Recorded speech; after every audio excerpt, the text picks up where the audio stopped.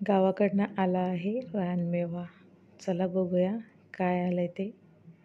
यामध्ये हरभऱ्याची भाजी आहे, जी ओली भाजी घरातच सुकवली जाते ऊन न लागू देता. तर तुम्ही बघू शकता मस्त अशी हिरवीगार भाजी आणि हिचा सुगंध पण खूप छान येतो आहे. आणि भरपूर प्रमाणात अशा तुरीच्या शेंगा आलेल्या आहेत. तर तुरीच्या शेंगामध्ये भरपूर म्हणजे पदार्थ बनवले जातात आमच्याकडे. याची कचोरी, पराठा, चटणी आणि सोल्याची आमटी तर खूपच छान असते. विदर्भामध्ये या दिवसात प्रत्येक घरामध्ये एक टाईम तरी याची भाजी बनवली जाते. तुम्हाला कोणता पदार्थ आवडतो कमेंट करून नक्की सांगा. तर नमस्कार, मी दुर्गाज रेसिपीमध्ये तुमच्या सर्वांचे स्वागत करते आणि वेळ वाया न घालवता पुढच्या रेसिपीला सुरुवात करते. तर याचे मी दाणे काढून घेणार आहे आणि मस्त अशी याची आज आपण बनवूया आमटी. तर ती कशी बनवायची ते आपण पुढच्या रेसिपीमध्ये बघूयात. इथे मी मला हव्या तेवढे शेंगा मी सोलून घेतलेले आहेत आणि त्याचे दाणे मी काढून घेतलेले आहेत. व्यवस्थित बघून घ्यायचे आहे. कीड वगैरे लागलेले दाणे असतात ते काढून घेतलेले आहेत. त्याचबरोबर मी ते 2 टोमॅटो, कोथिंबीर, हिरव्या मिरच्या व लसूण सोलून घेतलेला आहे. आता गॅसवर कढई ठेवून त्यामध्ये मी सोलून घेतलेले सोले यामध्ये घालून घेतलेले आहेत. आता हे व्यवस्थित असे परतून घ्यायचे आहेत. त्यामध्ये हिरव्या मिरच्या पण मी घालून घेतलेल्या आहेत. थोडंसं अर्धे प्रमाणामध्ये परतून झाले की त्यामध्ये थोडं तेल घालून घ्यायचं आहे आणि नंतर थोडा वेळ परतून घ्यायचे आहेत व्यवस्थित. सोले परतून झालेले आहेत. गॅस बंद केला आहे आणि यामध्ये मी थोडी कोथिंबीर घातलेली आहे आणि सोले थंड करून घेणार आहे.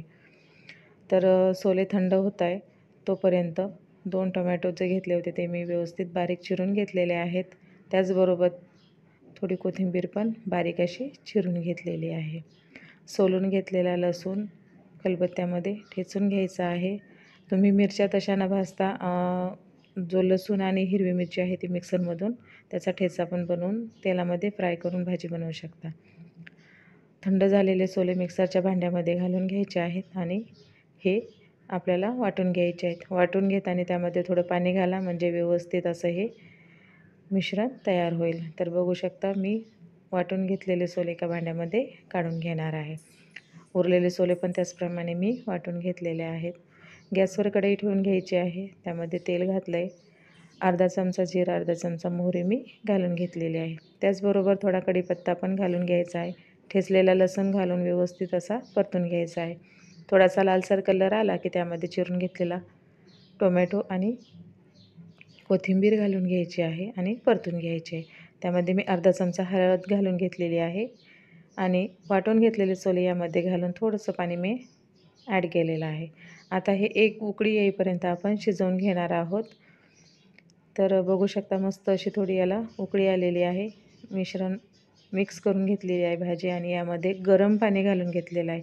थंड पाणी घालायचं नाही. थंड पाणी घातलं की जी उकळी असते ती पण दबते आणि परत त्याची चव पण कमी होते. आता मस्त असं हे उकळून घ्यायचं आहे. तुम्ही बघू शकता उकळी फुटलेली आहे भाजीला. आता यामध्ये चवीपुरतं मीठ घालून घेतलं आहे आणि व्यवस्थित असं हे मिक्स करून घेणार आहे.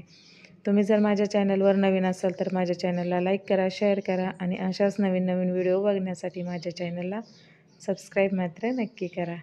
तर मस्त अशी ही भाजी तुरीचे सोले भाजताना सुगंध पूर्ण घरामध्ये दरवळतो. आता यामध्ये कोथिंबीर घालून घेतलेली आहे आणि मस्त अशी भाजी उकळून घ्यायची आहे. भाजी जेवढी उकळेल तेवढा कलर पण तुम्ही बघू शकता खूप छान आलेला आहे भाजीला. मस्त गरम गरम भात, भाजी, चपाती. तुम्हाला माझी रेसिपी कशी वाटली कमेंट करून नक्की सांगा. चला तर भेटूया पुढच्या रेसिपीमध्ये. नमस्कार.